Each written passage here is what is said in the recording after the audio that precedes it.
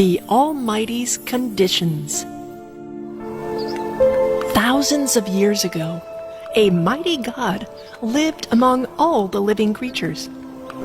He had not yet created humans. The rabbit was the most talented creature at that time.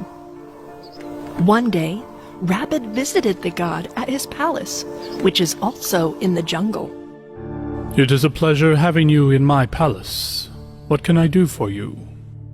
Almighty deity, you have control over everybody and everything in this forest. You are a true master. I need a favor. What kind of favor? Just one thing. Please make me wise and intelligent. Well. Everyone wants to be rich, and you're asking me to make you smarter. Why? Because I want to be more intelligent than all the animals in the forest. Fine. But you'll have to show me what you're capable of, because I was thinking of making a separate species and granting them wiseness and intelligence. If you prove to me that you're capable, then I will cancel my plans for the creation of humans. What do you think? I'll do whatever is necessary. If you can get me 5 blue birds, 5 white butterflies, a bee as big as you, then I'll see what I can do for you. I'll get them. I won't fail. In the forest, Rabbit enters looking tired. He sits on the floor beside a pond.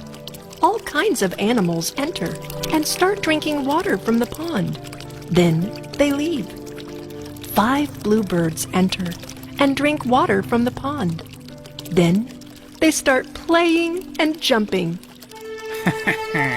Today I'll know what I'm capable of.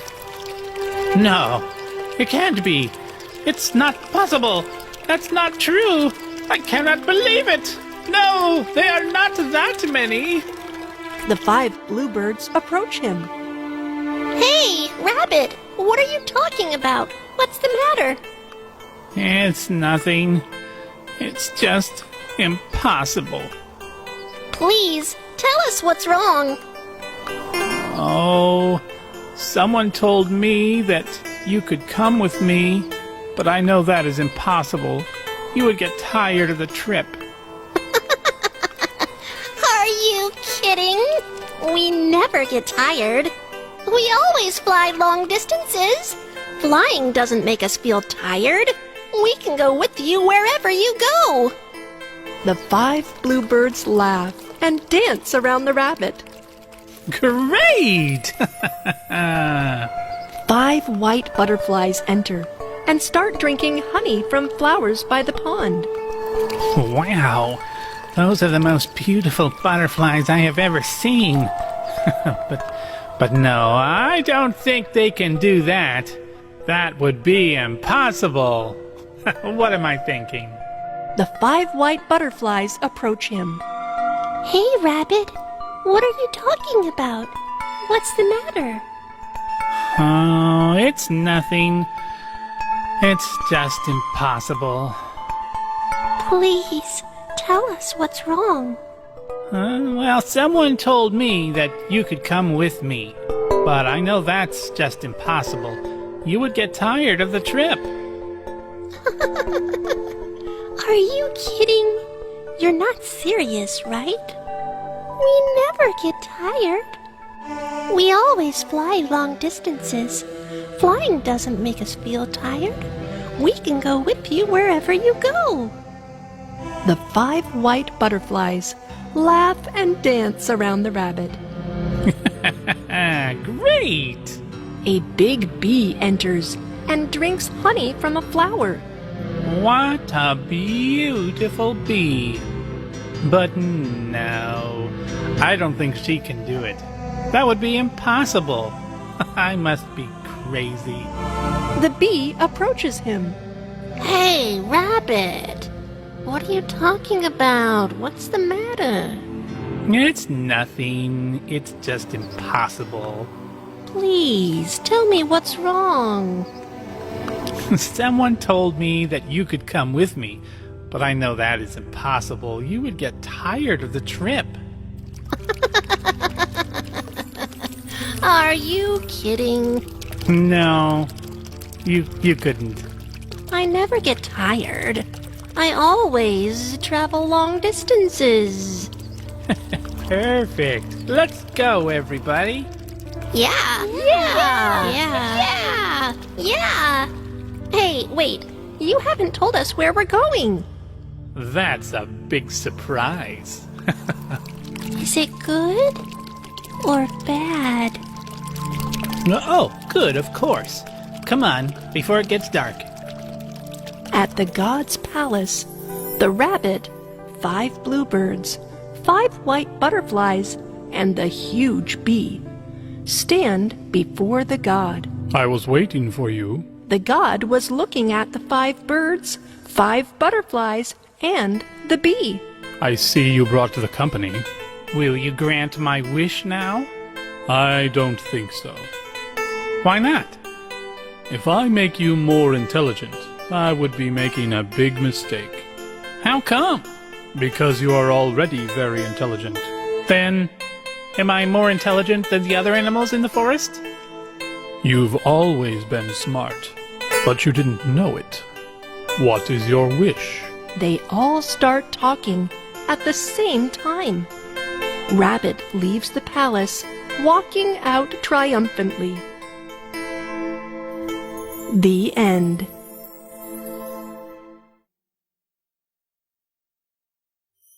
The Toothless Beast. This story is from ancient times, when humans did not trust dogs and only relied on them for security purposes. Then, when the dog gets older, they have no use for it, and man leaves them alone in the jungle to fend for themselves. A farmer once had a faithful dog called Leonardo, who had grown old and lost all his teeth, so that he could no longer hold on to anything. One day, the farmer was standing with his wife at the front door of their house and said, Tomorrow I plan on taking old Leonardo out into the jungle, because he's no longer of any use.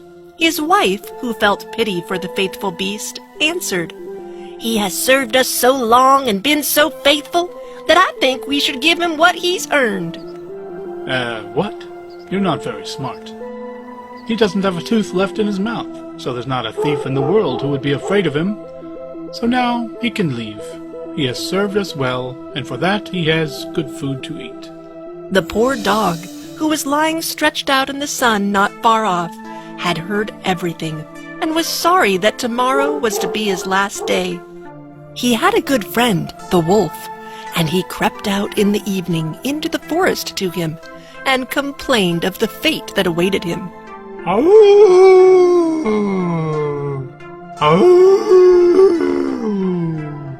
Said the wolf, Be of good cheer. I will help you out of your trouble. I have thought of something. Tomorrow, early in the morning, your master is going with his wife to make hay, and they will take their little child with them, for no one will be left behind in the house. During work time, the parents will need to lay the child under the hedge in the shade. You lay yourself there too, just as if you were going to guard the little one. Then I will come out of the woods and carry off the child. You must rush swiftly after me as though you were going to take the child away from me. I'll give you back the child, and you will take it back to its parents, who will think that you have saved it, and will be far too grateful to do you any harm. Rather, you will be in high favor, and they will never let you be in need of anything again. The plan pleased the dog, and it was carried out just as it was arranged. The father screamed when he saw the wolf running across the field with his child. But when old Leonardo brought the little one back, he was full of joy, and he pet him and said, Not a hair of yours shall be harmed. You shall eat of my food freely as long as you live. And to his wife he said, Go home at once and make old Leonardo some bread sop that he will not have to bite, and bring the pillow out of my bed, and I will give him that to lay upon. From that day on, old Leonardo was as well off as he could ever wish to be. Soon afterward, the wolf visited him and was pleased that everything had succeeded so well.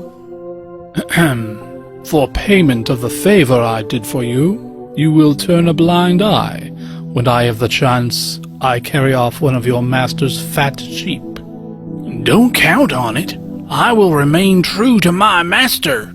I cannot agree to that. The wolf thought that the old dog must have been joking about not agreeing with him.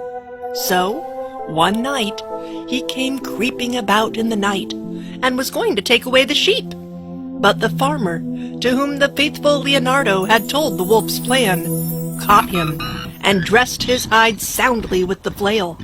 The wolf had to back off, but he cried out to the dog, Just you wait, you scoundrel! You shall pay for this!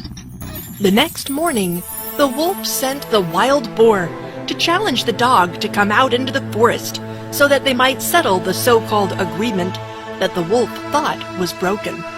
Old Leonardo could find no one to stand by him, but a cat with only 3 legs.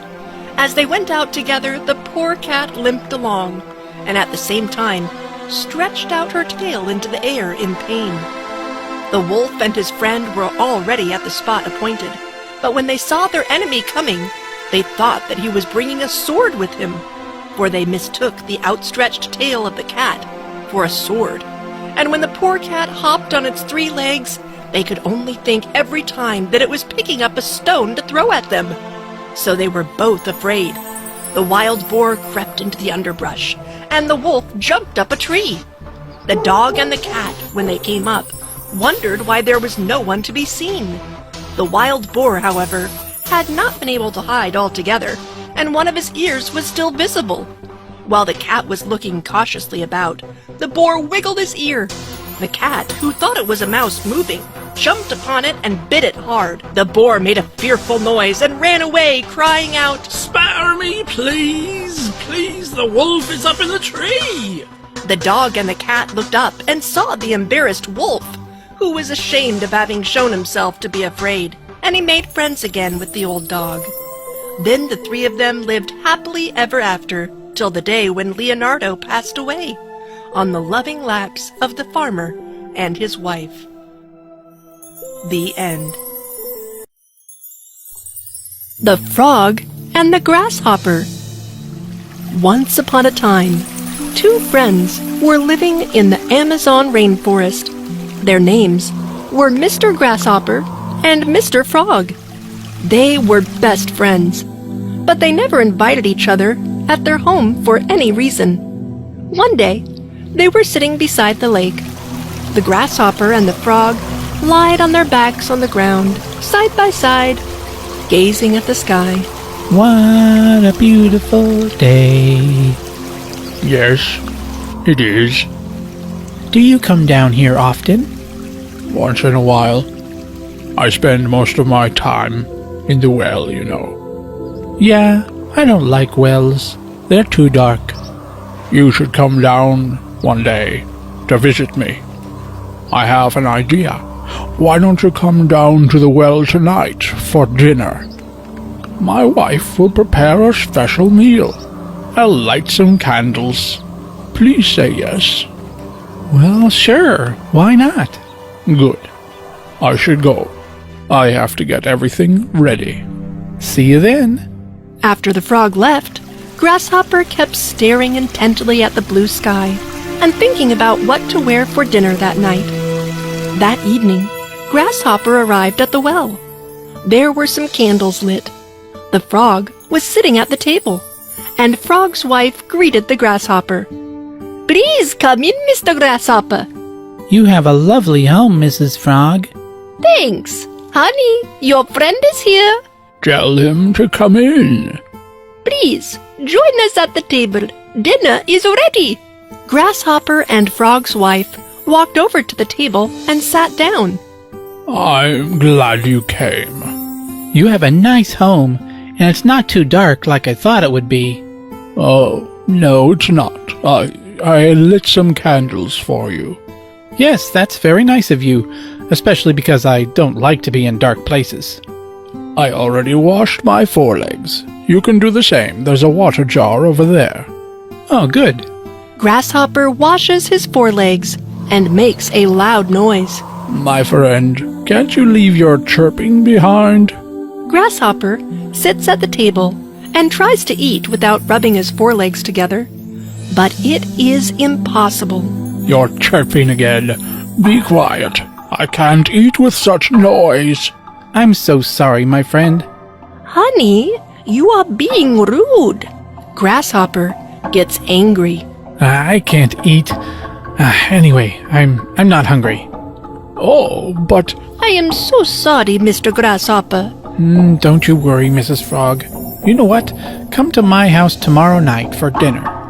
I'll be glad to go. You will have to forgive me, but I have other plans for tomorrow night. What other plans? Remember, I promised to watch over my sister's little tadpoles tomorrow night. Oh, yes. I forgot about that. Then I'll go by myself. Grasshopper stands up and waves goodbye. Don't be late. Oh, no, I won't. Grasshopper leaves and Frog continues eating his dinner.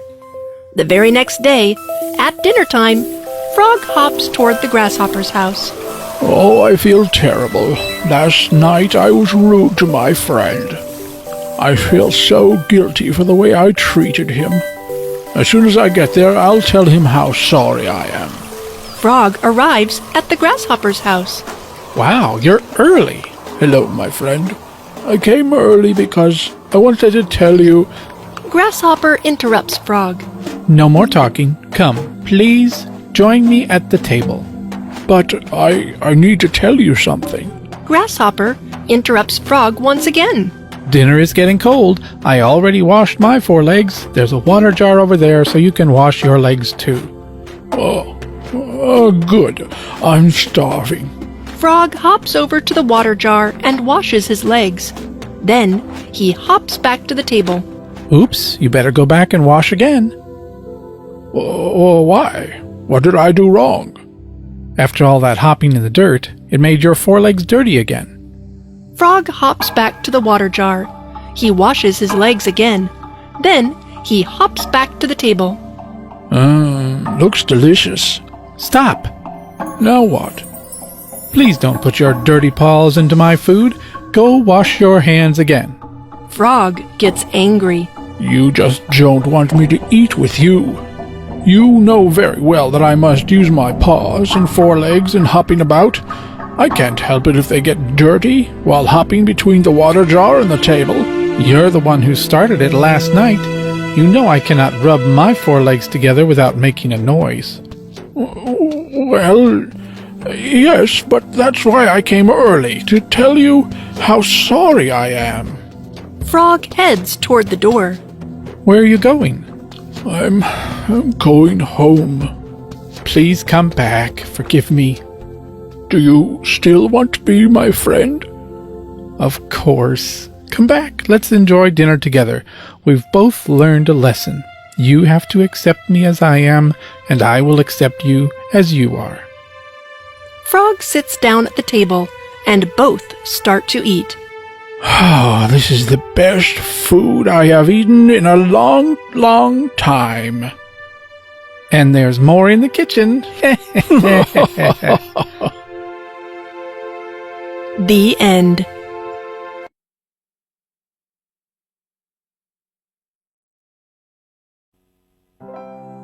Lion and Rabbit. This is a very old story. In a forest, all animals lived together. One day, a lion arrived in that forest. He was very dangerous, used to eat any animal whenever he wanted. Upset about this, all the animals of the forest made a decision and went to meet the lion. All the animals in the forest have made a decision. What have you thought? Every day one of us will come as your food. You do not need to find prey. Okay, so this is the thing? But why should I listen to you? Majesty, if you keep eating animals every day like this, the forest will be empty, and even you will not get any food. After listening to all the animals, the lion said, Okay, fine. Now every day one animal became food and went to the lion. One day, when there was a rabbit turn, he deliberately reached late there. So late. Where were you for so long? Even after eating you, my hunger will not be satisfied. Majesty, there was another animal that came with me, but But what? What happened? Majesty, on the way, we met another lion and he ate it. What are you talking about?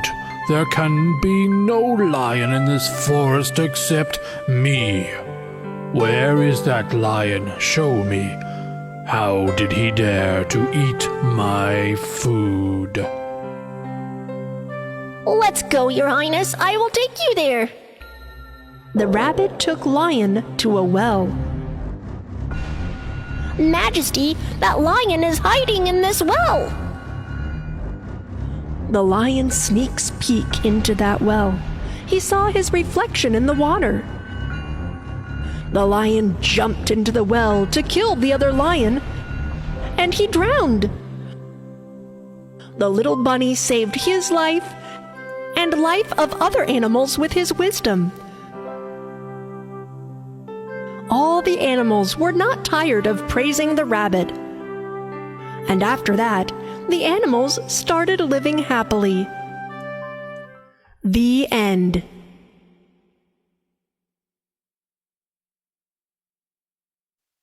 If you enjoyed this story, please like and subscribe our channel and press the bell icon to get future updates. And don't forget to comment. The Magic Horse. Once upon a time in Persia, at the royal palace, all the kingdom's artists, craftsmen, and strangers would present their skills to the king. If the king was pleased, he would grant them a fine gift. One day, a traveler came before the king and presented an artificial horse. Your Majesty, never has such a thing ever been seen, as wonderful as this. But any toy maker can make a toy horse. This is not just a toy, Your Majesty. On his back, I can ride through the air with the greatest of ease, to the most distant part of the earth in a very short time. The man demonstrated the skills of his mechanical horse. The king was amazed and asked to purchase the horse.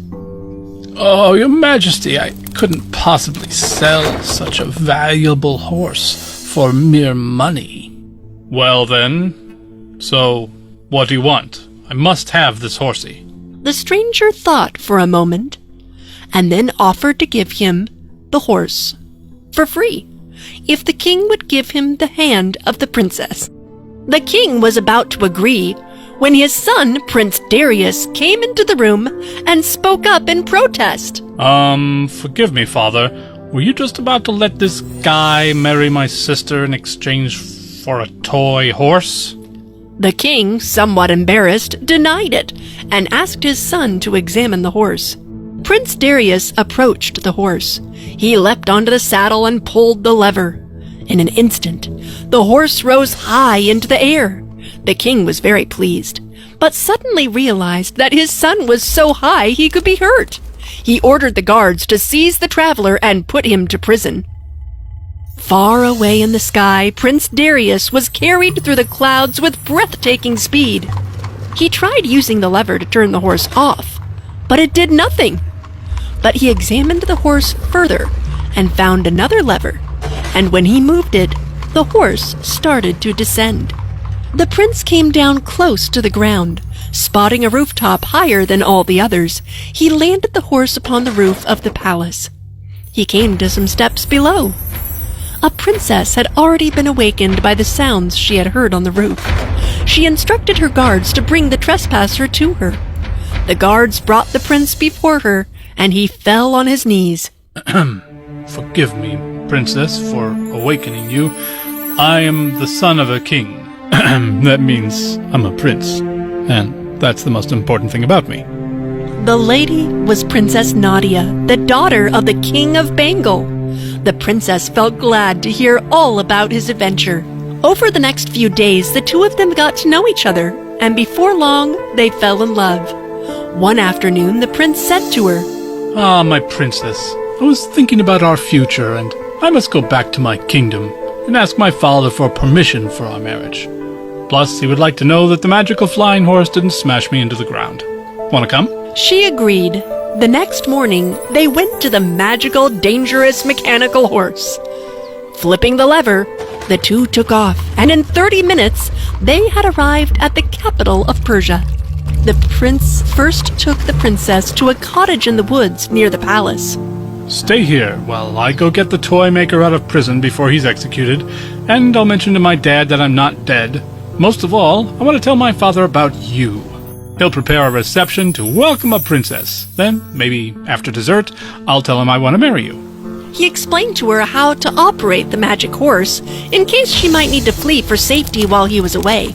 A thief behind the bushes had heard their entire conversation. But can you blame him? They were staying in his cottage. What luck! A princess alone and a magic horse! I'll take her to the Sultan of Kashmir, I'll get a fine reward for her, and I'll keep the horse. The thief waited for the prince to disappear into the woods. Then he captured the princess, tied her up, and put her on the magic horse. He got on too and pulled the lever just like the prince had said, and the horse immediately rose into the air.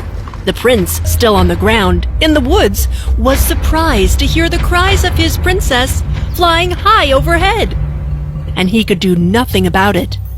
While the king was overjoyed to see his son and ordered a stay of execution for the toy maker, he understood why his son must leave again. The prince determined never to return until he had found his princess again. The Sultan of Kashmir was very impressed by the thief and delivered the reward. Then he escorted the princess to his palace. The next morning, he ordered his attendant to tell Princess to get ready for the marriage on the same day. There was only one thing she felt she could do. She misbehaved and acted as though she were a crazy and spoiled princess. The Sultan was soon told of this strange development. He offered large rewards to any doctor who would cure her. Meanwhile, Prince Darius had been traveling through many countries, uncertain which way to go, because he didn't have his flying horse anymore. With nearly all hope gone, he rested on a rock. A few local farmers came by and told him about a princess who had gone mad at the day of her wedding to the Sultan of Kashmir. Suddenly, a flicker of hope lit the prince's heart. Could this be the same crazy princess he fell in love with? And he was determined to find out. Arriving at the capital city of Kashmir, he put on the clothes of a doctor. Then Prince Darius, disguised as the doctor, told the Sultan that indeed the princess could be cured, but he would need to speak with her alone. The Sultan agreed. As soon as the prince entered her room, he took her hands in his and whispered, It is I, Prince Darius, your beloved. This lab coat is merely a disguise. In more additional, superfluous, detailed whispers, the prince shared his plan with her. Then he returned to the Sultan. Your Majesty, Sultany Peppery, sir. There's a small chance I can save her and bring her back to sanity. You see, she must have touched something enchanted or watched too many movies as a child. Unless I can examine the magical item, I cannot cure her. The Sultan remembered the magic horse. He summoned the horse and showed it to the doctor. Upon seeing the horse, the doctor said, This is indeed the very magical object that enchanted the princess. Let this horse be brought out into the square before the palace, and let the princess be there. In a few minutes, she will be cured. The following morning, the magic horse was placed in the middle of the square. The prince, posing as a doctor, ordered torches placed around the horse for light. The princess was brought out and led to the horse. The pretend doctor placed her upon the horse. He then ran around it and threw magical black powder into the torches, which raised a cloud of smoke around the horse, so that no one could see the princess and the horse. And hidden in the smoke, the prince mounted the horse, pulled the lever, and the magic horse rose into the air. Sultan! A bride's heart must be earned. It cannot be purchased. That same day, the Prince of Persia and his beloved princess arrived safely at the Persian court. The father rejoiced at the son's return and immediately ordered a great feast. And so the prince and princess lived happily ever after. And the toy maker, too. The end.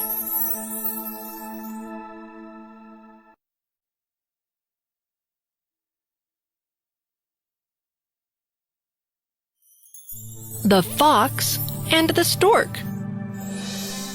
Once upon a time, two very good but odd friends lived in the forest. Their names were Mr. Fox and Mr. Stork.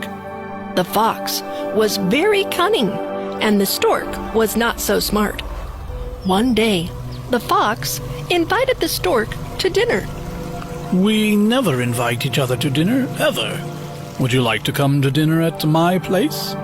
Sure. What will you cook? It will be a surprise. What day and time shall I come? How about tomorrow night at 7? Sounds good to me. See you tomorrow. See you, and be on time. I will. The next day, the stork arrived on time at Fox's house. Hello. Come and sit down. Dinner is ready. Oh, tell me, what did you cook? I cooked a delicious soup. I'm sure you will like it. But when the stork sat down at the table, the fox served the soup in a very shallow dish. What's wrong? It's just that I can't eat it with my long bill. Oh, really? Well, at least you can wet the end of your long bill in it, right? Well, yes, but never mind. Anyway, I hope you will return this visit and come and dine with me soon. Of course I will. How about tomorrow night? I'll be there. So that night, the stork went home hungry. The next day, the fox showed up on time at the stork's home. Come on in, my good friend. I was expecting you. What did you cook? Since you are my special host, I cooked your favorite food, a delicious soup. Oh, really? Sure. Come on in. Sit down. Dinner is served. But the fox was surprised to see that the soup was served in a very long-necked jar with a narrow mouth. Ah, the soup indeed looks delicious. But my good friend, I can't even fit my snout in this jar. Oh, really? Well, at least you can lick the outside of the jar, right? Now the fox was very angry with this behavior of Stork, but cunningly he remained calm and decided to teach him a good lesson. So he said, Well, maybe we can start over. How about you come over to my house tomorrow night and have dinner? I'll be there, but, from now on, you have to bring your bowl to dinner. So the next evening, the stork went over to Fox's house for dinner. Hello, good friend. Please sit down. Dinner is almost ready. So, tell me what you made for supper. I made a delicious stork stew. It is just missing one ingredient. Stork. But I am a stork. I know. And then the fox chased the stork out of the house and over the hill. And for many miles, the fox chased the stork until he finally caught him. After a long chase, Fox came back to his house with feathers in his mouth and sits at the table, shakes open napkin, and starts to eat his stew. He enjoyed his delicious stork stew. So the lesson learned, my friends, don't try to outfox a fox. The end. If you enjoyed this story, please like and subscribe our channel and press the bell icon to get future updates. And don't forget to comment.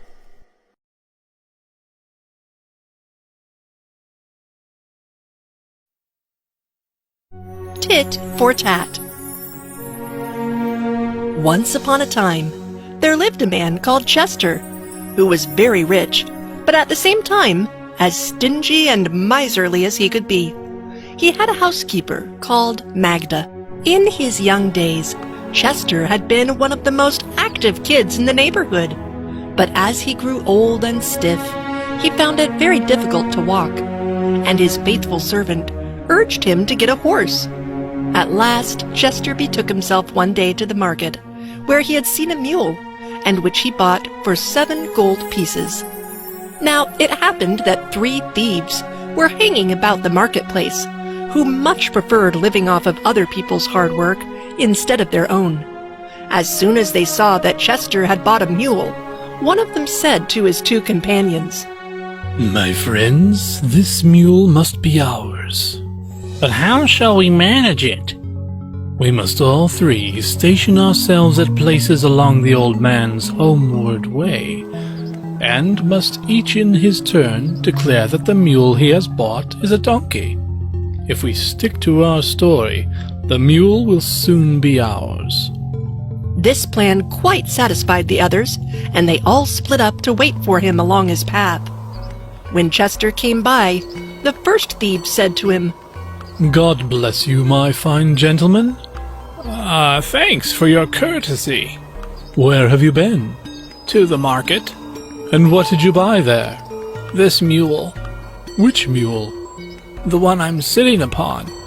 Are you serious or only joking? What do you mean? Because it seems to me you got a hold of a donkey, and not of a mule. A donkey? Rubbish. And without another word, he rode on his way. After a few hundred yards, he met the second thief, who addressed him. Good day, sir. Where are you coming from? From the market. Did things go pretty cheap?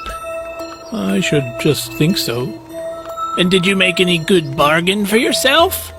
I bought this mule, upon which you see me. But good heavens, it's nothing but a donkey. A donkey? You don't mean to say so. If a single other person tells me that, I'll have to get rid of this wretched animal. And he continued his way, and very soon met the third thief, who said to him, God bless you, sir. Are you any by chance coming from the market? Yes I am. And what bargain did you drive there? I bought this mule upon which I am riding. A mule? You can't be serious. Are you trying to make a fool of me? Yes, I'm serious. Why would I joke about my mule? Oh, my poor friend. Can't you tell the difference between a mule and a donkey? You're the third person in the last 2 hours who has told me the same thing, but I wouldn't believe it. And dismounting from the mule, he spoke. Keep the animal. I'm embarrassed to have been duped at the market. The clever thief took the beast and rode on to join his fellow criminals, while Chester continued his journey on foot. As soon as the old man got home, he told his housekeeper that he had bought Donkey under the belief it was a mule, and all the story till the end. Oh, dear sir, don't you see that they played a trick on you? They fooled you. They must be thieves. Never mind. I will teach them a good lesson now. Then Chester bought 2 identical twin goats, paid as small a price for them, and leading them home with him, he told Magda to prepare a good meal, as he was going to invite some friends to dinner. He ordered her to roast some ham and to boil a pair of chickens, and told her to bake the best cake she could make. Then He took one of the goats and tied it to a post in the courtyard and gave it some grass to eat. Then he took the other goat and led it to the market. Just as soon as he had arrived, the three thieves saw him and decided to greet him. Welcome, Mr. Chester. What brings you here? I've come to get some provisions, because some friends are coming to dine with me today, and it would give me much pleasure if you were to honor me with your company also. The thieves willingly accepted this invitation, and Chester had made all his purchases. He tied them onto the goat's back and said to it, in the presence of the three con men, Go home now and tell Magna to roast the ham and boil the chickens and bake the best cake she can make. Now go fast, we will come on later. As soon as he untied his goat, it ran off as quickly as it could, and Chester walked with the three men for a while in the market, and then they all traveled to his home. When he and his guests entered the courtyard, they noticed the goat tied to the post quietly chewing the grass. They were astonished at this, for, of course, they thought it was the same goat that Chester had sent home loaded with provisions. As soon as they reached the house, Mr. Chester said to his housekeeper, Well, Magda, have you done what I told the goat to tell you to do? The clever woman understood her master and answered, Certainly I have. The ham is roasted and the chickens boiled. That's all right. When the three rogues saw the cooked meats and the cake in the oven and heard Magda's words, they were amazed and began to consult at once how they were to get the goat into their possession. At last, towards the end of the meal, one of them said to Chester, My worthy host, you must sell your goat to us. Chester replied that he was most unwilling to part with the creature, as no amount of money could make up to him for its loss. Still, if they were quite set on it, he would let them have the goat for 50 gold pieces. The thieves paid the 50 gold pieces at once and left the house quite happily, leading the goat with them. When they got home, they said to their wives, Don't cook the dinner tomorrow until we send a messenger home. The following day, they went to the market and bought chickens, and after they had packed them on the back of the talking goat, they told it all the meals they wished their wives to prepare. As soon as the goat was untied, it ran as quickly as it could. When the dinner hour approached, all three went home and asked their wives for the dinner. Oh, you fools and blockheads! How could you ever believe for a moment that a goat would do the work of a servant maid? You've been finely deceived for what you've done with others. This is what they call tit for tat. The end.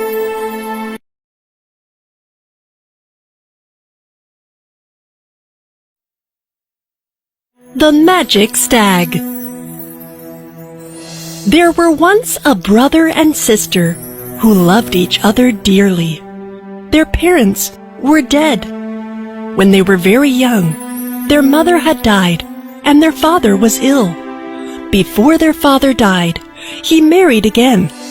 But their stepmother was most unkind and cruel to them. One day, the boy said to the sister, Dear little sister, our stepmother gives us dry, hard bread crusts for dinner and supper, and threatens to kick us out of the house. Let's run away and see what the world is like. So they went out and wandered here and there till evening. At the end of the day, they were in a large forest. It began to rain. They were tired and hungry and sad. They crept into a hollow tree and slept till morning. When they awoke, they left their place of shelter and wandered away in search of water. Oh, I'm so thirsty. If we could only find a brook or a stream. Listen, I think I hear a running stream. So he took his sister by the hand, and they ran together to find it. Now the stepmother of these children was a wicked witch. She had followed them into the night and bewitched all the springs and streams in the forest. Brother and sister reached the brook, and the sister heard the babbling of the brook. Whoever drinks of me, a tiger soon will be. Whoa! Brother, wait! Do not drink, or you will become a wild beast and tear me to pieces.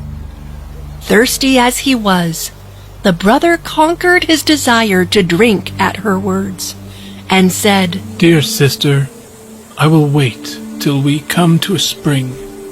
So they wandered farther, but as they approached, she again heard the bubbling of a spring. Who drinks of me, a wolf will be. Brother, I pray you do not drink of this spring. You will be changed into a wolf and devour me.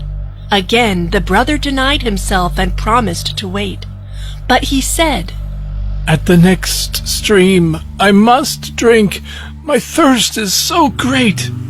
Not far off ran a pretty streamlet, but here also in the murmuring waters the sister heard the words. Who dares to drink of me, turned to a stag will be. Dear brother, do not drink, She began, but she was too late, for her brother had already knelt to drink, and he became a fawn. But he did not run away, and stayed close to her. So she said, Stand still, dear fawn. Don't fear. I must take care of you. I will never leave you. So she untied her golden garter and fastened it around the neck of the fawn. Then she gathered some soft green rushes and braided them into a soft string, which she fastened to the fawn's golden collar, and then led him away into the depths of the forest. After wandering about for some time, she at last found a little abandoned hut, and she thought it would form a nice shelter for them both. So she led the fawn in and closed the door. Every morning she went out to gather berries for her own, and fresh grass for the fawn, which he ate out of her hand, and then he went out with her and played. After they had been alone in the forest for years, the little sister had grown into a lovely maiden, and the fawn a large stag. Once a prince came to the forest with his hunting party. The sounding horn, the barking of the dogs, the yelling of the huntsmen resounded through the forest and was heard by the stag. He begged his sister to let him go to see. She opened the door and said, I will let you go, but do not forget to say, Dear sister, let me in, when you return this evening.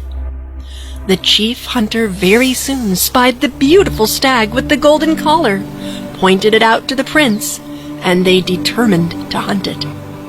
They chased him with all their skill, but he was too light and nimble for them to catch. And, after the huntsmen were gone, he walked home. But one of the prince's huntsmen, however, determined to follow him at a distance to find out where he went. The huntsman was very surprised to see the stag go up to a door and knock and hear him speak. Dear sister, let me in. The door was only opened a little way and quickly shut. But the huntsman had seen enough to amaze him, and when he returned to tell the prince what he had seen, the prince was amazed too. We will have to discover this mystery. The next morning, the huntsman led the prince to the cottage. When the prince saw it, he went on alone. The door was ajar. The king stepped in, and in great astonishment saw a maiden more beautiful than he had ever seen standing before him. She looked frightened. After a little talk, he held her hand and said, Will you go with me to my castle and be my dear wife? Yes, I would go willingly, but I cannot leave my dear stag. He must go with me. He shall remain with you as long as you live. While they were talking, the stag rose up, looking happy.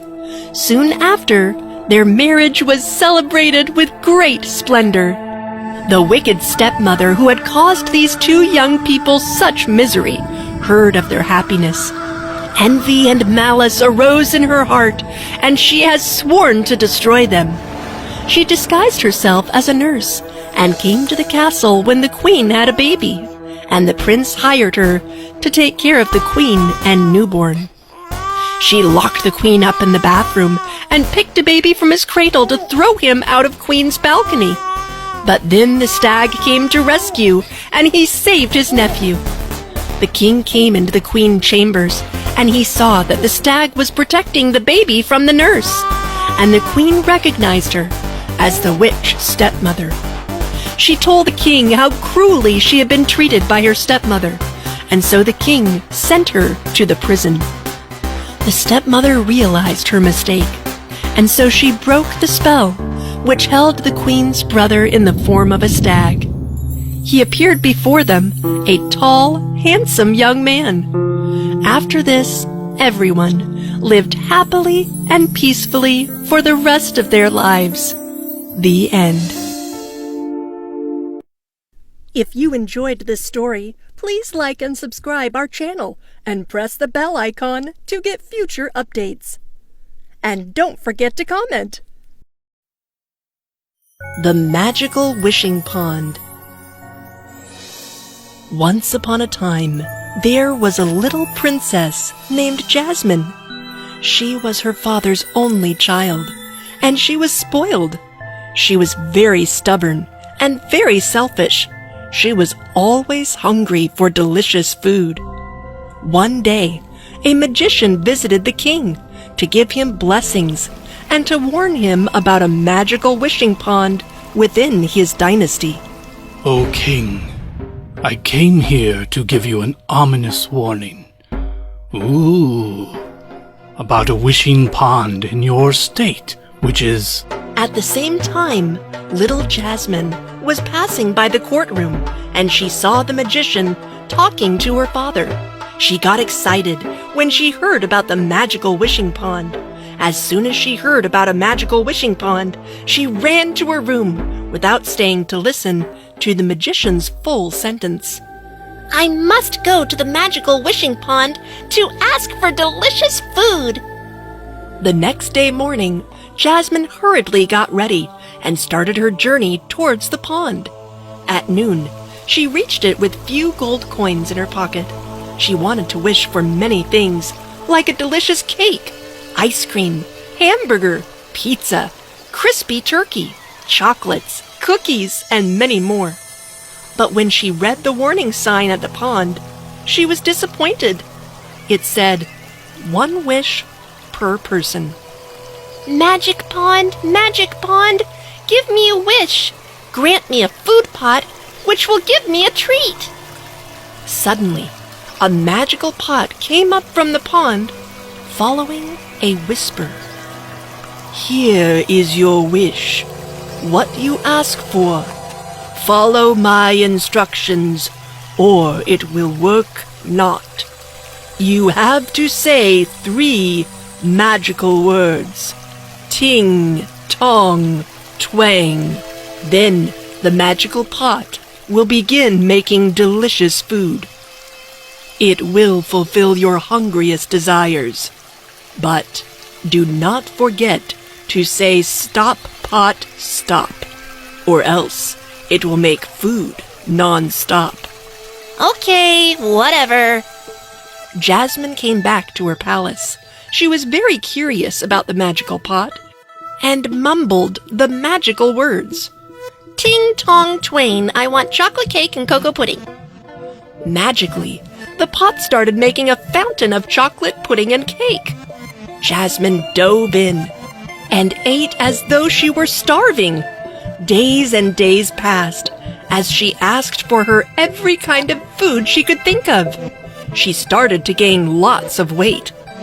One day, King visited her. He saw a fat kid eating a chicken leg, and he came near. He didn't realize it was his daughter until he came closer.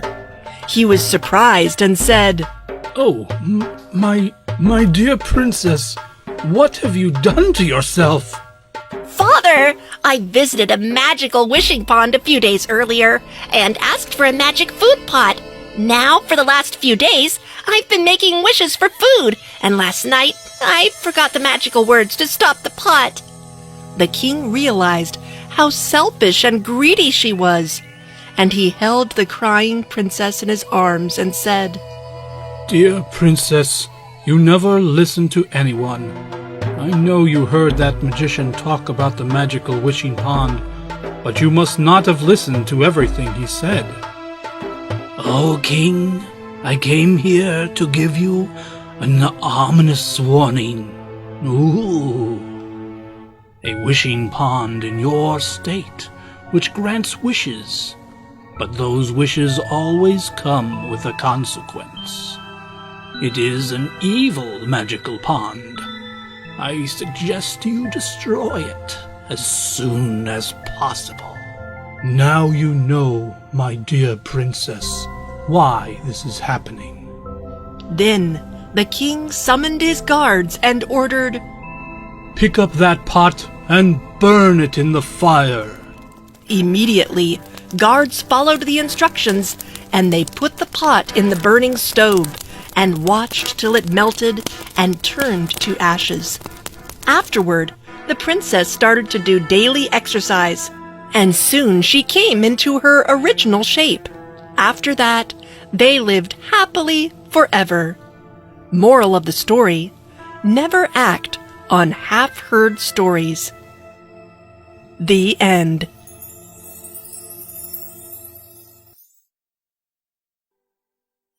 The Goose Girl. Once upon a time, there was an old queen who had a beautiful daughter.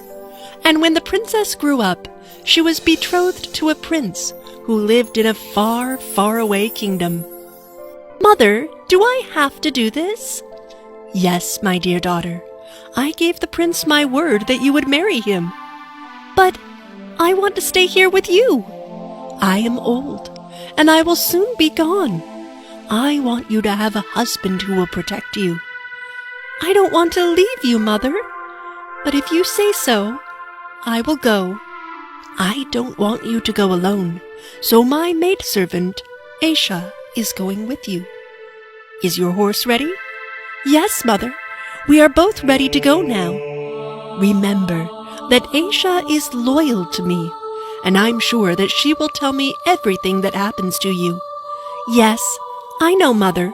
Don't worry. The queen and her daughter went outside of the palace, where the maid and the horses were waiting. Let's go, Aisha. As you wish, princess. Goodbye, then. But what the queen did not know was that Aisha was angry inside, and jealous, and greedy. She wanted to be a princess, and didn't like the queen's daughter at all. The princess and the maid mounted their horses and left the palace. After many hours of traveling, the princess was thirsty and said to her maid, Please, Aisha, bring me some water from the stream. Get it yourself if you're thirsty. Just lie down at the river and drink from it. The princess was humble. She got off her horse, bent down over the water in the stream, and drank and mounted her horse again. Then the maid said, From now on, I give the orders and you must obey me. Now, take off your dress and give it to me, and you will wear mine. I am now the princess. Promise me that you will not tell anybody about this, or you will regret it. I promise. So the maid wore the princess's dress and mounted the princess's horse. The horse seemed to sense that he should be carrying the real princess and didn't quite obey Aisha's orders. But eventually, the two women arrived at the royal palace, where the prince came out to meet them. Welcome to my palace, dear princess. Who is the girl? She's my maidservant. She's traveled with me from my kingdom, but I don't like her. Perhaps we can put her to work in your kingdom. She's of no use to me now. Well, I have a little boy named Conrad who takes care of the geese. I guess we can help him. Oh, and by the way, please kill my horse. What? Why? He seems like such a nice horse. I almost died on the road because of him. Aisha knew that the princess's horse was actually a magical speaking horse, and that he might tell someone that she was not the princess. I can't kill your horse, but if you wish, I will put him in the lockup. Thank you. Nay. And the horse was locked in a place where nobody could see him again. The next day, Aisha went to see the princess. You'll never see your horse again. Why are you doing this to me? Keep working, or I'll tell the prince to get rid of you, too. The maid left, and the princess started crying. Suddenly, an old stableman approached her and said, Don't worry. I know where your horse is. I will take you to where they keep him. Oh, thank you, good man. There, Conrad was hiding behind a bush and listened to the whole conversation, and he thought, This sounds interesting. I will also be here. Maybe, just maybe, the king will know about this too. Stableman took the princess to see the horse. Conrad was hiding behind them. Here we are. Now, you'll have to be careful. I will. The old man left, and the princess went inside the palace where the horse was. Conrad followed her. As soon as she saw the horse, she said, "Oh, my poor horsey, what have they done to you?" Well, my princess, you are also suffering. If only your mother knew. Her heart would break. Conrad was astonished when he saw that the horse could speak. Oh my, am I crazy? The horse can talk? I must tell the prince, but will he believe me? I don't know. I've got to go think about this. While he was thinking about this, the princess left. The next morning, everything was normal as usual. The princess started combing her hair, which was like pure gold. Conrad wanted to pluck out a few hairs. "Conrad, stop bothering me. Leave my hair alone." But your hair is so lovely. Do you want me to braid your hair? "No, stop it, Conrad." But I want some of your hair. "Leave me alone," the princess yelled, and then she spoke to the wind. "Blow, blow, gentle wind, I say, blow Conrad's little hat away, and make him chase it here and there, until I have braided all my hair." And there came such a violent wind that it blew Conrad's hat far away across country, and he was forced to run after it. When he came back, she had finished combing her hair. Conrad was angry, and he left and went straight to see the prince. Your Majesty, I don't want to be near that girl again. I'm scared. She is just an innocent girl. How can you be so afraid of her? No, Your Majesty, I think she's a witch. A very bad witch. A witch? You should have told me that in the first place. Come on, tell me everything. Well, see, Your Majesty, the other day I overheard the horse. Conrad told the king everything he knew about the princess and her horse, and about the way the wind blew his hat. Go home now, Conrad. I will take care of everything. The next day, the prince hid near the place where Horsey was, and he waited until the princess came to see the horse. "Good morning, my dear Horsey." Good morning, my dear princess. If only your mother knew what you are going through, her heart would break. The prince heard the conversation, but he also saw how Conrad bothered the princess, and how the wind blew his hat. Then, without being seen, he went away. Next day, he asked to talk to the girl in the servant clothes, who was the real princess, My Majesty. "Do you want to talk with me?" Yes, please tell me. Is there something bothering you? I mean, I've been watching you, and I know that there's something wrong. You can trust me. Princess wept bitterly. Then she emptied her whole heart. She told everything. The prince listened carefully and said, My dear child, I knew there was something wrong with that woman. Your maid, Aisha, deserves to be punished. She will be locked away in jail forever, and I will marry you. "Oh, king, thank you. But what about my horsey?" Don't worry about him. He will be free. The next day, the wedding was celebrated at the palace. There was a great feast, and the royal couple lived happily ever after. Forever. The end. The Magical Golden Crab.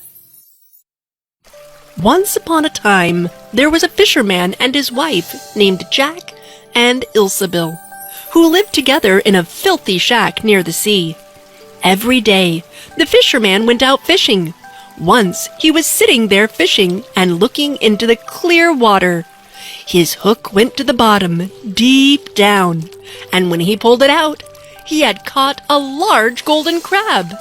The crab said to him, Listen, fisherman, I beg you to let me live. I'm not an ordinary golden crab. I'm special. I'm enchanted. Put me back into the water and let me swim. Well, you do look golden. But how do I know you're an enchanted crab? Dude, either I'm an enchanted talking crab, or you're losing your mind and talking to the wildlife. Well, that's a fair point. Maybe I am going crazy. But I guess if I am, there's no harm in letting you go, talking crab. With that, he put it back into the clear water, and the golden crab disappeared to the bottom.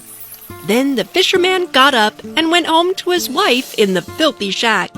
Jack, did you catch anything today? No. I caught a golden crab, but he told me that he was an enchanted creature, so I let him swim away. Didn't you ask for anything first? No. What am I going to get from a talking crab? Well, how about a house? This awful shack is filthy and it stinks and I can see cracks in the roof. Go back and tell him that we want to have a little cottage. Wait, so a talking crab is like a genie in the lamp? I could just make wishes? I never knew that. Actually, I have no idea, but anytime you catch something golden and it talks, find out if it's one of those fairy tale things and ask it for something.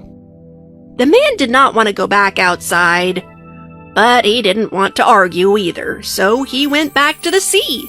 He yelled out to the waves. Crab, oh crab, in the sea, come, I pray, here to me. For my wife, good Ilsebil, I bring the wish which you fulfill. The golden crab swam up and said, Dude, what are you talking about? My wife says she doesn't want to live in a filthy shack any longer. She would like to have a cottage. And you think asking a talking crab is going to improve your housing situation? Yeah, like, I don't know, a wish? Okay, fine. Your wish is granted. Go home. The man went home, and his wife was standing in the door of a little cottage, and she said to him, Come in, see? Now isn't this much better? Yes, this is lovely. We can live here contentedly. Well, probably. We'll see. Everything went well for a week or two, and then the woman said, Listen, husband, this cottage is too small. The golden crab could have given us a larger house. I would like to live in a large stone palace. Go back to the golden crab and tell him to give us a palace. The man didn't feel right about asking the crab for something else, but he went anyway. He stood near the water and said, Crab, oh crab in the sea, come, I pray, here to me. For my wife named Ilsebil, I bring the wish which you fulfill. Hello again, fisherman. What does she want now? Oh, my wife wants to live in a stone palace, said the man sadly. Go home. She'll be standing on the stone porch. Then the man went his way. When he arrived, standing there was a large stone palace. His wife was standing on the stairway about to enter. Taking him by the hand, she said, Come inside. Now, isn't this nice? Yes, this is quite enough. We can live in this beautiful palace and be satisfied. We'll see. Let's sleep on it. The next morning, the woman woke up and poked him in the side with her elbow and said, Husband, I cannot stand it any longer. Go to the golden crab and tell him I must become emperor. Oh, honey, I can't tell the golden crab to do that. There's only one emperor in the realm. What? If he can give me a palace, then he can make me emperor. Go there immediately. so he had to go. As he went on his way, the frightened man thought to himself, This is not going to end well. The golden crab is going to get tired of this. but he went anyway, and said again at the sea, Crab, oh crab in the sea, come, I pray, here to me. For my wife, greedy Ilsebil, I bring the wish which you fulfill. What does she want now? Oh, golden crab, my wife wants to become emperor. Go home. She's already emperor.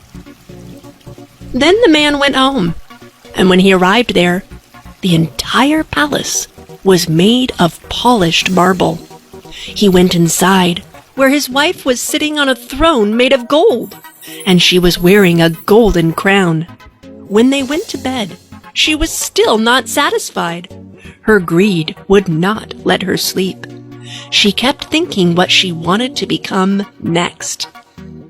Then the sun was about to rise, and when she watched, she poked her husband with her elbow. Husband, I want to be in charge of the sun and moon, too.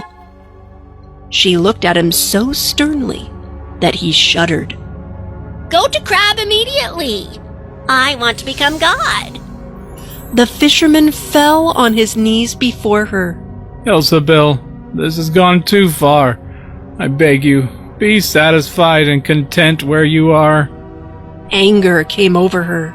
She kicked him with her foot and shouted, I cannot stand it any longer. Go there immediately. He ran away from his angry wife. Outside, such a storm was raging that he could hardly stand on his feet. The sky was as black as pitch. There was thunder and lightning. He cried again. Crab, oh crab in the sea, come, I pray, here to me. For my wife, greedy Ilsebil, I bring the wish which you fulfill. What does she want then? Oh, she wants to become God. Go home. She is now God. Then the man went home.